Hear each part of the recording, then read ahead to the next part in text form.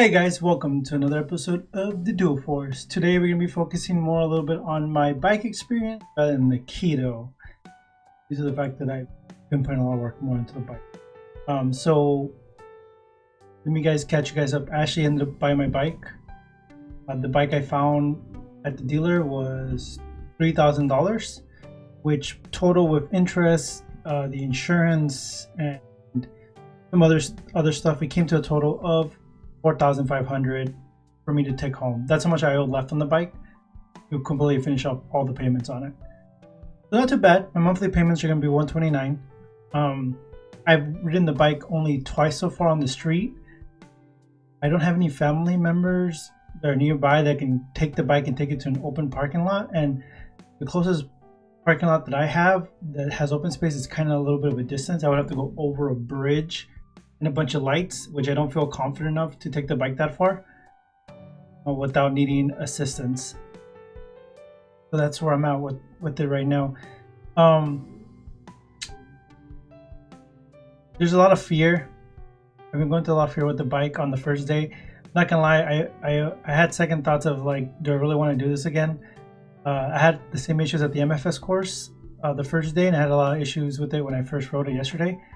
Today I rode it less than I did yesterday, but I had a lot more fun today than I did yesterday, and less fear. And the reason I felt less fear is because all I did prior to today to yesterday was practice turns.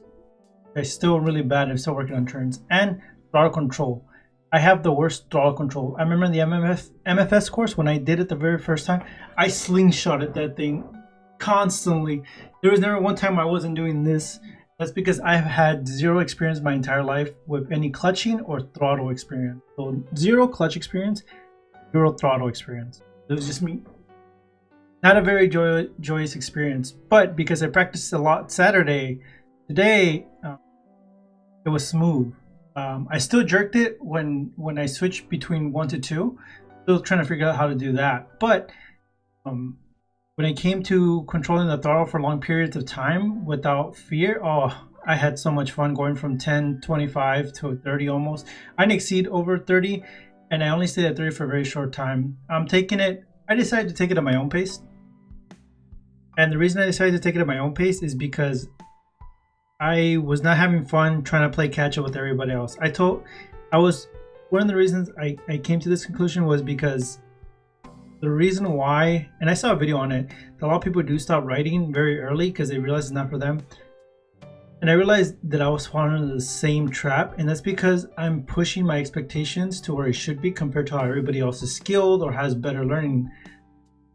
I told myself, as much as I did get this for community to work, I also want it to be a very joyful experience. So in my mind, I told myself, you know what, whether I pass the MFS course the next coming week that I have to attend it, whether I pass or fail, or no matter what happens, I'm decided to take it at my own pace. When I am ready to take it at the DMV, if I fail the MFS course, then I'll do that.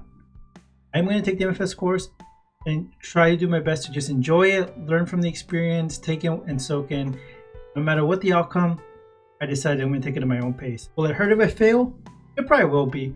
But at the end, it should be more joyful, like they even push it. And sometimes I feel people forget that. I forget it because I'm so busy trying to be at the level where I want to be, rather than taking the time to get there with training.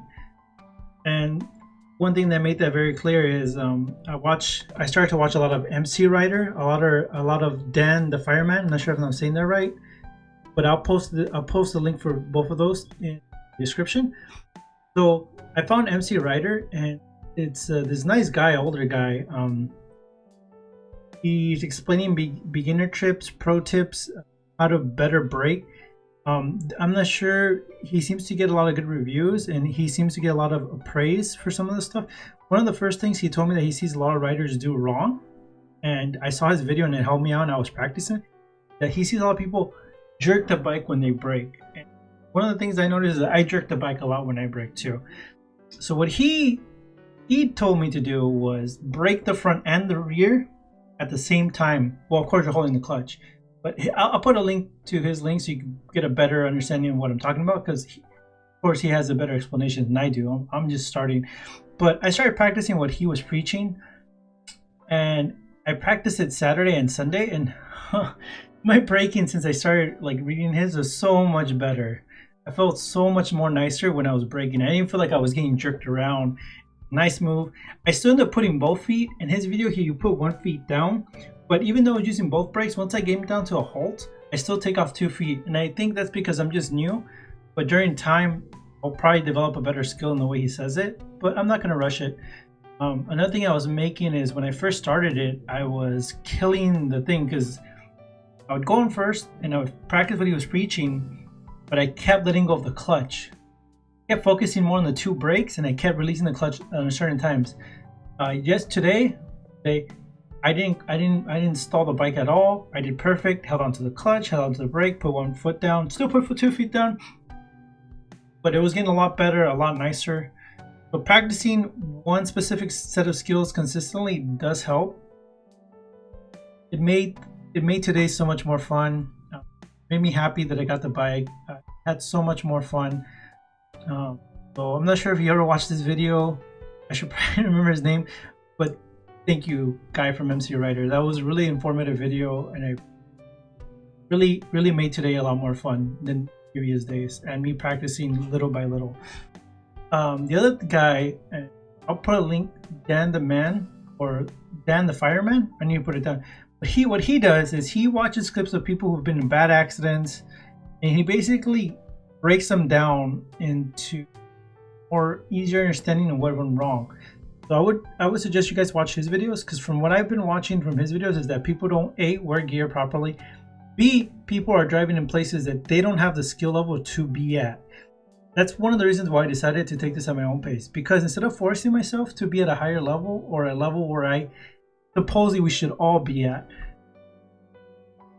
I forgot how I was going to say it, but basically it leads nothing but trouble. If you try to force yourself to be like everybody else, like, oh, everybody's already like street ready, freeway ready, street and freeway ready, and you're trying to play catch up instantly because you don't want to feel like an oddball out, you're most likely to get in a crash or something bad is about to happen because you don't have the proper skills to be calm, not let fear take over to a high degree, and for you not to have the body reaction, how to escape your problems. And Dan the Man kind of explains that. He explains how people should be braking, how people should practice certain things, how you can tell if a person hasn't practiced enough before they start riding in certain areas.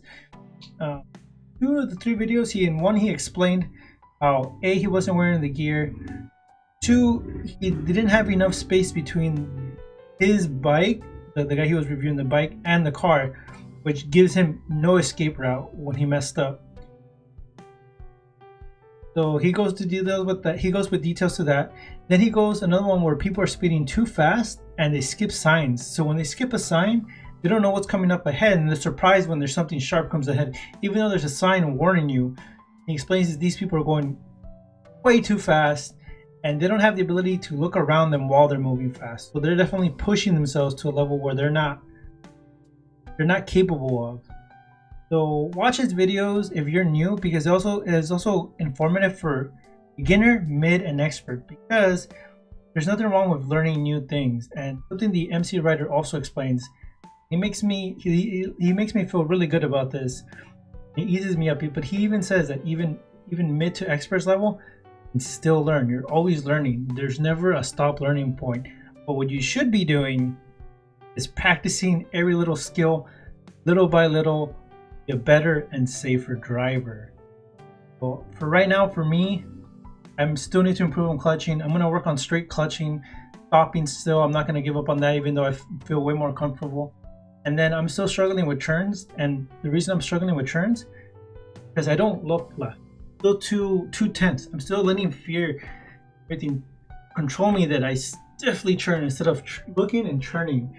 But I decided not to let that bother me anymore. I decided to practice, and eventually that turning thing will be so easy that I don't have to worry about it. Then I can work on better, sharper turns and all that. I plan to talk to my instructor when I take the MFS course again and tell him how to work. I did try a video on counter steering to see how it worked. drove up 10 miles to 20 miles to a straight line, and tried the counter steering. I didn't, of course, I didn't do it a big counter steering. Just try to do it, and it was weird. By just pushing down, I was going left. When I was pushing left, pushing right, I was going right. Now I don't know limitations of sharp left turn countering or right, because mine's a cruiser, and I'm not going to drive it like a sports bike. It's so new, so I'm keeping myself at a lower speed rate. But for anybody that's new, I hope this video was informative. Anybody else that's out there that's like me and that's letting fear control them more than enjoyment, understand that you should not be pushing yourself further than what you're capable of. No one should be forcing you to push more than your force. Start like me. Fear really does control you a lot more on the bike than it should. And you start with the very core basics, which is controlling the throttling and controlling your shift, your gear change, 1, 2, and focus on those until you feel comfortable. You can control them at a stop and go, stop and go, stop and go. And focus on the other stuff like turning and all that stuff. But don't force yourself to try to catch up to everybody else. Because when you do that, you're going to do what I did and basically discourage yourself from riding again. I feel like that's one of the many reasons a lot of people sell their bikes or they just put it in the garage. Most part, I see a lot of nice bikes, sports bikes, 2,000, 3,000, never used, just sitting there because the drivers just decided that wasn't for them. But yeah, that's my personal experience. I can't wait. One of the reasons why I didn't drive more today was mental stress. I've been edging at myself too much for the training. I had to just take a break. I have the bike now. I decided that like I'm not gonna go rush the DMV. I'm not gonna rush anything. I'm not gonna, so I can go take the bike to work. If it takes longer than expected, so be it. I already have the bike. There's no rush. I have the bike. I have plenty of time to train. I want to train. I enjoy this. So with that being said, thank you for watching this video. Please like and subscribe or leave a comment to see if you guys like this video went. Next video for the moto blog, or the video if I make another moto blog, I hopefully will have a camera on my thing and I record driving so you guys can see how bad I am as a driver, and maybe you guys can point out things I really need to work on. Beyond that, thank you for watching and have a good day.